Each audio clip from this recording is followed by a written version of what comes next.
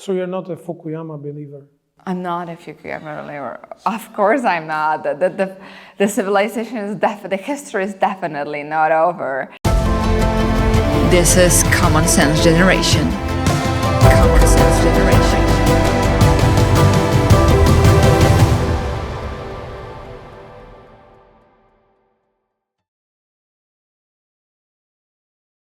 Hi everyone, my name is Maria Kądzielska-Koper and you are watching Common Sense Generation. And with me is Olgierd Uziembło, sinologist, expert in endangered alphabet, and a person who, when you look from outside picture, I would say with all of your crazy fascination with linguistics, you don't seem to have much common sense, but on the other hand, you have a lot of common sense. You speak 4 major languages of the world, and this is English, Russian, Chinese, and That's Polish. Polish is not major language of the world. I'm joking, but you speak at least two dialects of Chinese, so Mandarin and Cantonese. Some Cantonese. Some I'm Cantonese. Still not happy with that. Of course, I can imagine, but it's a challenge. And you spent a lot of time in China during your studies. Just 5 years is not long. I would say it's long. And you spent a lot of time in Russia and Ukraine. So you have a perspective of the East. Sure, I lived in Russia for another 6 years. I spent quite a lot of time in Ukraine because my father was working there for a long time.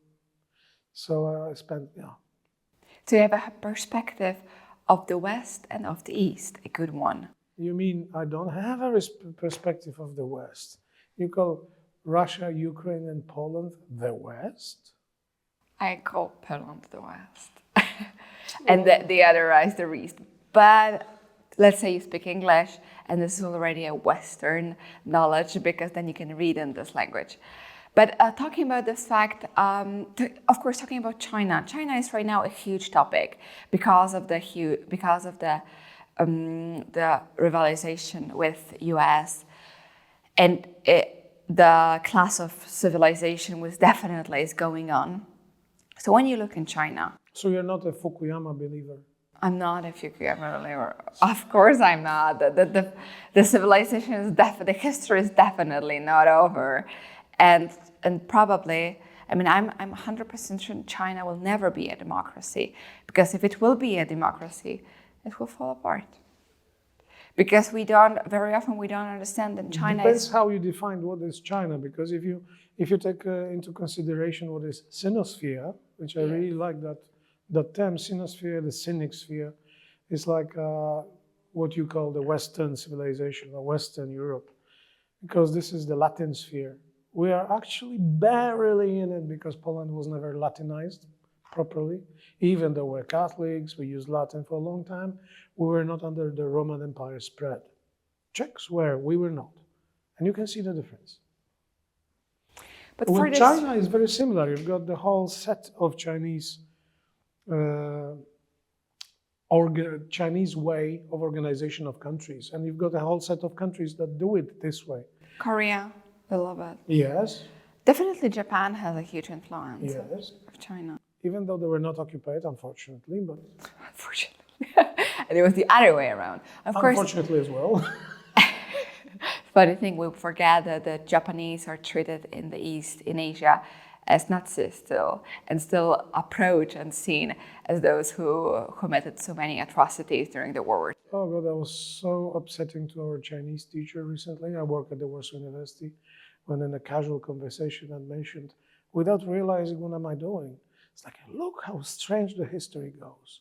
The Second World War, there was Germany and Japan, and now there is China and Russia. That was very, very wrong of me to say.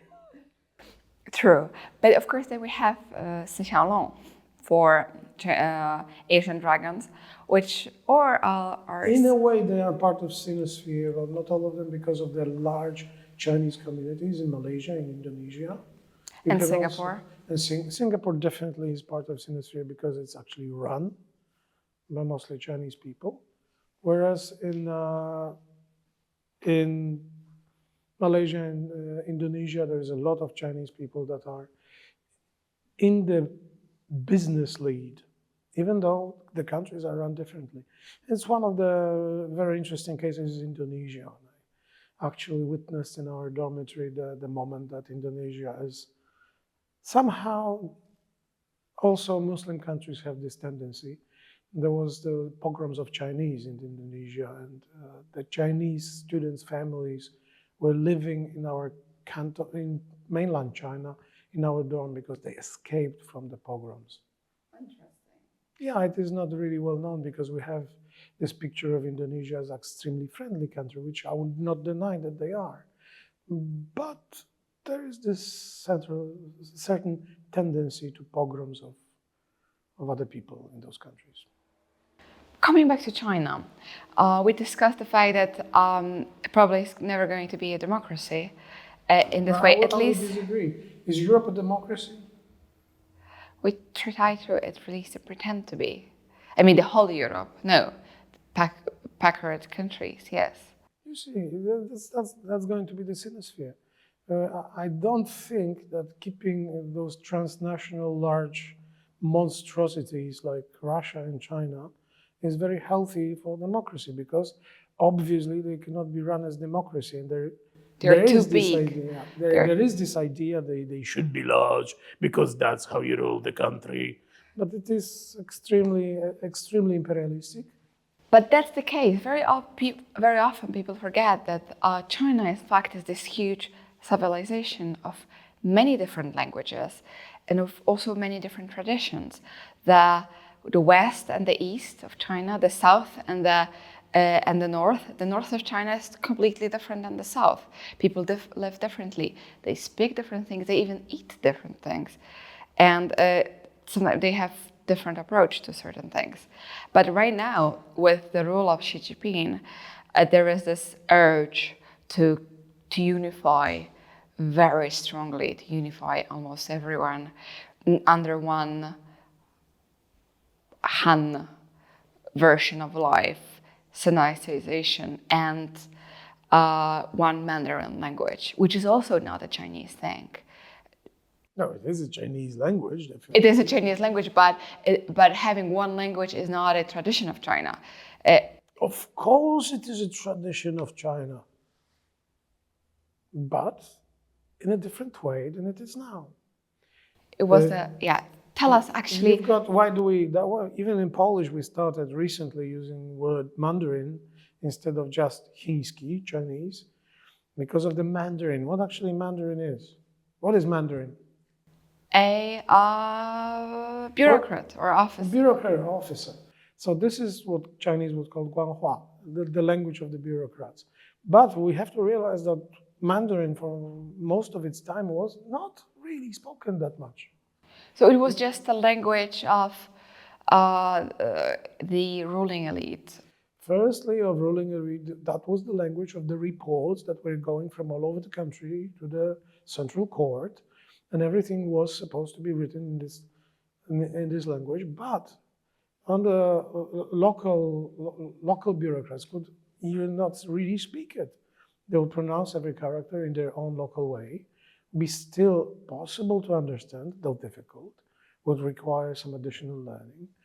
So the unification, it's very different at every stage of Chinese civilization.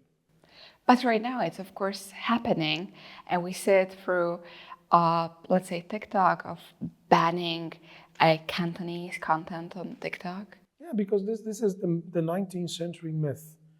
The Chinese, just as Polish, which is very upsetting for me personally, still cling to this myth, which is reflected in the Stalin's definition of a nation. That nation must share the same language. Complete, can I use the word bollocks? You do, but it's a funny thing for a linguistic to say, because we try to look at this in a way that, yes, the unification of language definitely keeps us all together, but obvious example is, of course, English. So many. Yeah, so characteristic to define yourself with the language. For Irish, right? They all speak English, not Irish anymore. So language as a defining point of the nation, it's a myth. It's a 19th century myth. And in China, it's very persistent. They do think they need a common language to have a common country, and therefore they need to get rid of all those local traditions, because those local traditions will allow people to find their own independence in a way. I think this is wrong, but the more you do this kind of unification, the more, especially in the people that are strongly identified with their locality, you'll find resistance. And that's what is happening in Guangzhou. There's a lot of resistance in there. It's the same stupid thing that our respectable president did without signing the Silesia Bill. There is 500,000 people thinking of themselves as Silesian, and they have different language, and all those old linguists, 19th century minded like Miodek or Bralczyk, are insisting it is the same language. Wrong. There is not a well-educated linguist who would agree with them. Lasche, it's a minor element for we're coming back to China, and China but it's a good way to understand it. Do we know how many Chinese dialects are there? 7 or 8 main branches. 7 or 8 main branches. Okay. But coming back from my long trip, it's the same thing. If we insist on forcing something upon people, that will create tensions. It's better to try to live with it. China was living a long time as a federal country. It's a federation, which many people do not realize. And now that federation... With local governments. Yes, with local governments, but this federation is going the same way that Russian Federation is going. So there is no federation, there is no local election. Everything is ruled from the center. Everything is pulverized into one single nation, one language, and one president. Ein Volk, and so on. But that's going on right now in China, and definitely Xi Jinping is just crossing out the testimony of the Xiaoping and destroying this collective leadership of 5 or 6 seniors. But he wants to rule alone, and he wants his picture on the Tiananmen Square next to Mao. We can see it, but he's doing it and with the cost of course, Uyghurs in Xinjiang, and this is... Which is the most publicized story, but it's not the only story. Not the only story. There is a lot of minorities like that. But now, why would you say that Chinese people very commonsensically support him?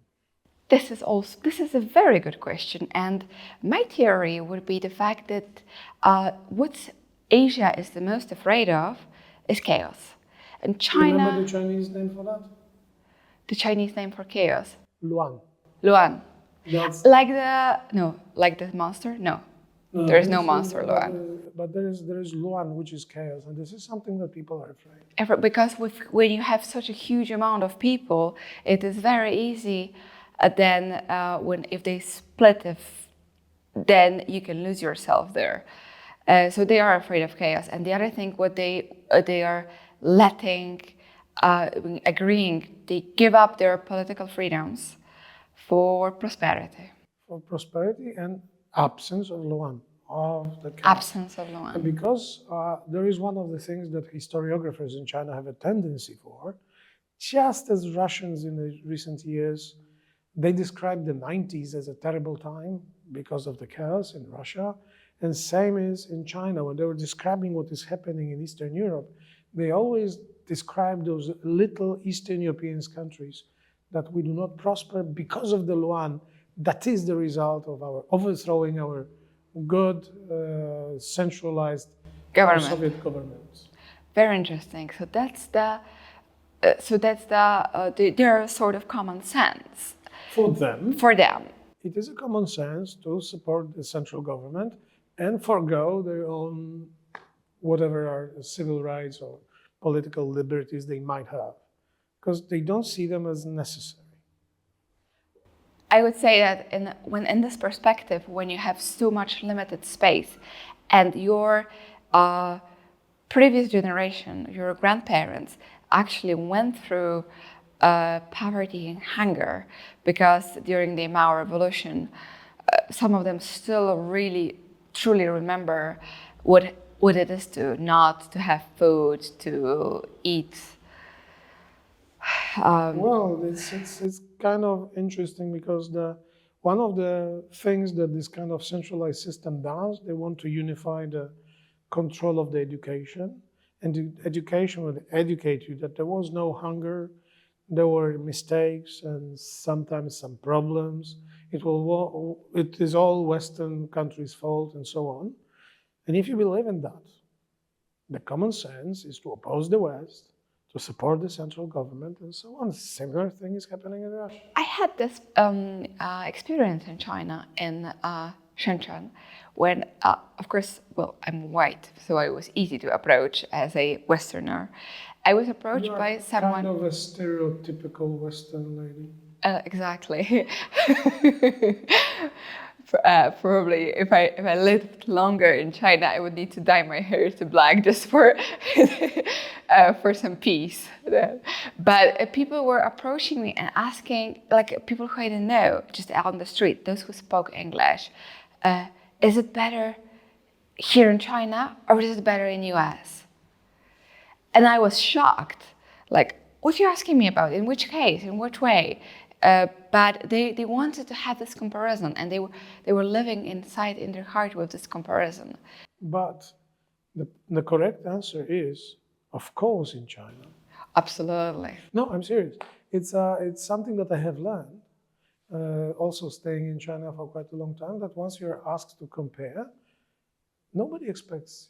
everybody expects the answer, of course, China, because you are in China, you're in our country, and the laws of receiving a guest require the guest to be polite. So you cannot answer that. No, my country is still better. Absolutely, I know that. Especially even though you're not from US. Exactly, but the Chinese way of talking to guests is always diminishing yourself. Oh, my poor me. And great you. So this is the polite way. But the guest has to play the same game. So he has to play the same game to say that, wow, that was so beautiful, so tasty, so great, and so on. If you start complaining, it's rude. Weird and rude. Yeah, rude. Westerners are rude anyway and weird. So it's not that bad, but maybe. But on the other hand, Chinese people, and this is, I think, the strength and the power of the Chinese civilization, that in its tradition, it's very inclusive. It takes in, it doesn't, they are much less, let's say, hateful for the others. They rather take you in. So children from mixed marriages are Chinese, but on the children from mixed marriages in Japan are looked differently. In China, they want to take pictures with you. They want you in. When we are reading the books of Pearl Bach, let's say, great American novelist, Nobel Prize winner, but also someone who spoke fluent Chinese and lived there since her childhood. She described the stories of Jews who actually happened to. They went through a Sinicization during the generations, but they were accepted there. Were they? Oh, yes. Were they? Okay, maybe. That's always the question, because the way you look will always be your passport. You're right. Always be your. Sometimes for better treatment, sometimes for worse treatment, you'll need to jump to some loops, some hoops, in order to get the same thing. So it's not. So I disagree. Even if we speak, even me and you, we would sit in China. If you go to Podlasie, I always like Polish examples. But if you are different colored, you'll be noticed. Just the same thing will be in China. People may be friendly, may be nice, may be everything, but you'll be still from outside. Who? Same in China. Why? Why? That's a Japanese term, gaijin. And this term Wairen may be used for Chinese from another province even. Oh. Not even a foreigner. And then me and you. Outsider. Me and you sitting in China, in Beijing, speaking perfect. Me and you speaking in perfect. China. It's perfect Putonghua, let's say. Beijing is a big city. Okay, small. That's why I took Podlasie, for example. If you're sitting in Beijing, you are outside on Nowy Świat in Warsaw. Nobody even take a look at you. If you're going to the Chinese countryside, which still many Chinese live, that'll be different. Outside of the three first-tier cities like Guangzhou, Shanghai, Chongqing, okay, and Guangzhou, 4, you'll be looked at. Even if you speak perfect Chinese, that will be still, Even if you live around for another 10 years, I suggest you take a look at Serpenza and Laowai 86, I believe. Those are 2 vloggers that lived in China over 10 years, each of them. Both are married to Chinese women and both ran away from China at the middle of Xi Jinping's era because of the stronger regulation against foreigners. And one of the things that Chinese people do, they stick with regulations. This is something which I think is against the Western approach of common sense, that we are eager to seek regulations, and if they don't follow our reason, or then we don't follow the regulations. Oh, really? Common sense is like this? I do think so. I have not noticed. It is believing, but it is, in my opinion, it is, which I'm repeating and repeating, is the courage to stand up and act along with your judgment, even despite the hierarchy. I think this is a minority in every civilization. You might be right, but we wrap up this episode with this punchline that you, viewers of Common Sense Generation, we do hope that you will be part of the Common Sense Generation, so you will have enough courage to act in your conscience, according to your reason, despite the hierarchy of power and despite the regulations. And thank you for watching our show, and I thank Polish National Foundation for making this video podcast possible. This is Common Sense Generation. Common Sense Generation.